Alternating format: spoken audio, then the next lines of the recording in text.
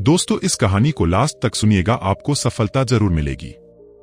बुद्ध के हजारों शिष्य थे। जब उनका कोई शिष्य बुद्धत्व को प्राप्त हो जाता, वो उसे किसी एक दिशा में भेजकर वहां के लोगों को जागरूक करने और ज्ञान देने के लिए जाने की आज्ञा देते थे।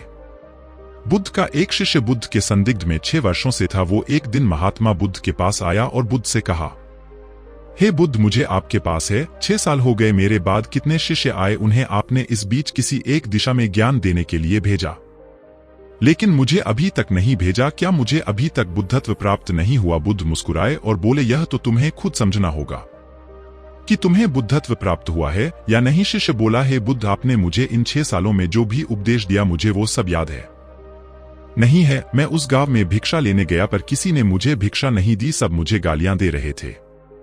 एक व्यक्ति ने तो मुझे भी भिक्षा तो दी, लेकिन नीचे फेंक कर और कहा, इसे उठा लो। मैंने उन्हें काफी समझाया, लेकिन वह मेरी बात सुनने को तैयार ही नहीं थे। उल्टा उन्होंने मेरे साथ हाथापाई की, जिससे मुझे चोट लग गई है। बुद्ध, आप मुझे दूसरी जगह भेजें जहां के लोगों में बुद्धि हो, इस तरह ना हो। बुद्ध उसकी बात सुनकर मुस्कुराए और बोले कि अगर तुम्हें दूसरे गांव में भी ऐसे ही लोग मिले, तब तुम क्या करोगे? शिष्य ने कहा, है बुद्ध, ऐसे लोगों को कोई ज्ञान नहीं दे सकता, वह लोग अज्ञानी है, उन्हें कौन समझाए? बुद्ध ने कहा, वह लोग अज्ञानी नहीं बल्कि ज्ञानी है। उनके पास बहुत बुद्धि है, परंतु उनके पास खुद का ज्ञान है। अब अगर तुम किसी दूसरे के ज्ञान को चोट पहुंचाओगे तो वह कुछ तो कहेंगे ही। तुम्हें ऐसे लोग हर जगह मिलेंगे, तब तुम अपना ज्ञान उन्हें कैसे दोगे? बुद्ध ने शिष्य को कहा कि आज तुम आराम करो, कल शाम को मेरे पास आना। शिष्य बुद्ध को प्रणाम करके चला गया। अगली शाम जब वह वापस बुद्ध के पास आया, तब वहां एक और बुद्ध का शिष्य मौजूद था। उनके हाथ में चोट लगी हुई थी। बुद्ध ने उस शिष्य के हाथ पर चोट देख उस पर पट्टी की और उस शिष्य से पूछा कि तुम्हें यह चोट कैसे लगी?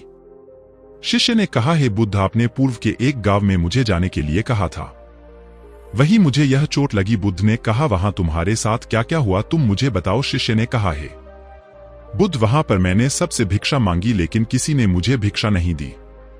एक व्यक्ति जिसने भिक्षा दी थी, उसने भी वह मुझे जमीन पर फेंक कर दी और कहा, उसे उठा लो। मैंने चुपचाप उसे उठाकर अपने पात्र में रख लिया और उसे कल्याण का आशीर्वाद दिया। तब उस व्यक्ति ने मुझसे कहा, आप बड़े ही अजीब व्यक्ति हो, मैं आपका अपमान कर रहा हूं और आप मुझे आशीर्वाद दे रहे हैं। मैंने उनसे कहा कि आप धनी हैं, आपने मुझे दान दिया है, इसलिए मैं आपको आशीर्वाद दे रहा हूं। फिर वहां से मैं आगे गया तो कुछ लोगों ने मुझे वहां से जाने के लिए कहा। उन्होंने मुझे कुछ अपशब्द कहे और मुझ पर कुछ पत्थर फेंके, जिससे मुझे चोट लग गई। जब मैं वापस आ रहा था, तब मैंने एक मां को रोते हुए देखा। वह अपने बीमार बच्चे को लेकर चिंतित थी।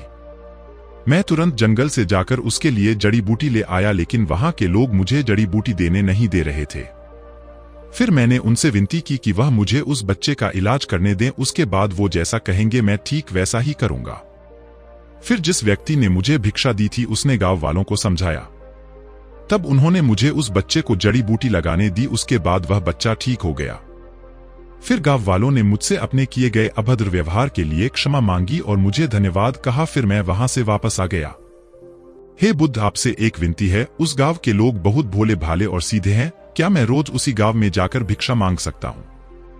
ये सभी बात वो पहला शिष्य भी सुन रहा था। उसने यह सुनते ही बुद्ध के चरणों में गिरकर कहा कि हे बुद्ध, मैं समझ गया हूं कि अभी मैं उस लायक नहीं हुआ कि दूसरों को ज्ञान दे सकूं। बुद्ध ने कहा, हमें बाहर वैसे ही लोग दिखाई देते हैं जैसे हम भीतर से होते हैं। जब तक हम स्वयं को नहीं बदलते, तब तक हम किसी को भी नहीं बदल सकते। खुद में परिवर्तन करना बेहद जरूरी है। कोई भी बात बताने से पहले उसे आचरण में लाना बेहद जरूरी है, क्योंकि आचरण में लाई हुई चीज को बताना समझाना बहुत आसान होता है और उसे लोग बेहद आसानी से अच्छे से समझ पाते हैं।